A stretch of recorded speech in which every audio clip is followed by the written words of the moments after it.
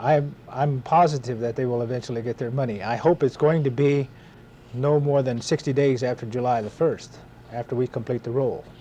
We don't know what the payment is going to be. This is a big question among all people. So how much are we going to get? The law states that the amount of the money that's available at the time we make the payment will be divided by the number of people who are eligible, and payment will be determined by that means. There will be no money left over. The money is invested in banks, and it's at the present time, totally between the two funds, is about $40 million. Then the amount that the Indian people got. Oh, So, you know, it's softly and speak softly. What is the purpose of the news conference today? The main purpose of this news conference today, I believe, is that the need for the California Indian people, or those California Indian people who have filed applications with our office and who haven't furnished sufficient evidence, documentary evidence to our office in order for us to make a value on their evaluation on their eligibility. The need for those people to get this information to us when they get a rejection notice, which states on that rejection notice they have 30 days in which to file this information to us. If they don't file it within this 30 days, then their chances of sharing in this California Indian Judgment Fund will be lost. About how many have filed up to this date that would be eligible for this fund? Well, we've had approximately 76,000 people who have filed. Now, this office in Sacramento is in the process of determining which ones of these people will be eligible.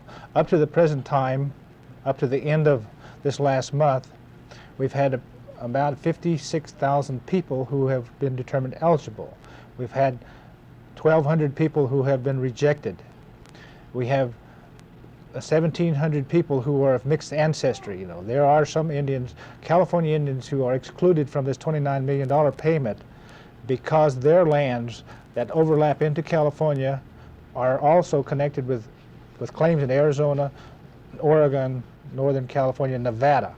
And they will not share in the $29 million judgment. They're splinter tribes.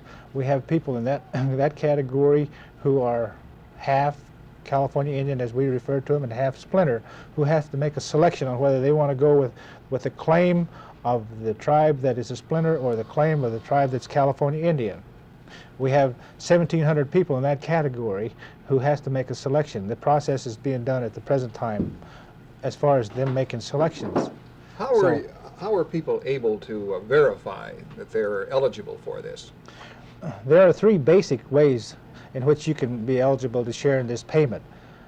The first and the easiest is to have your name listed on a previous roll. Now, we have a 1928 census roll, and we have a 1940 payment roll, revised roll as we refer to it, in which a $150 payment was made in the 50s. If you're on this roll and file an application, then that's pretty routine.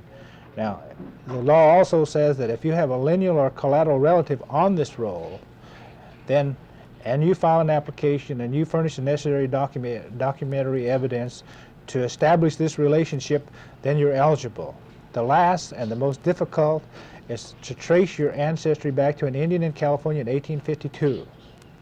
Now, we have had so far 589 people who have done this and who have established their eligibility. I would say 99% of those people are in Southern California. How would you have records in that time in 1852? Well, the reason that most of those people that have proven their eligibility through this means that are in Southern California is because the missions are the only areas where this information is still available. Now, as you know, Indian people didn't keep written records, so the mission people have records that go back beyond even 1850. And in most cases, unfortunately for some people, this information has been found and family trees have been developed that have gone back to this point and even beyond. Now, there's an urgency to your news conference today because we're close to a deadline. Is that correct? That's right. We have established a deadline of July the 1st for completing this roll. Now, in order for us to give those people who are rejected their 30 days in which to file this information to us, and if the information isn't sufficient and the rejection is sustained in our office, their rejection is forwarded to Washington, D.C., where a final decision is made by the Secretary of the Interior. And in order for the time element to be so that everyone's application will get full value of this review, it is necessary that this information is gotten back to us immediately.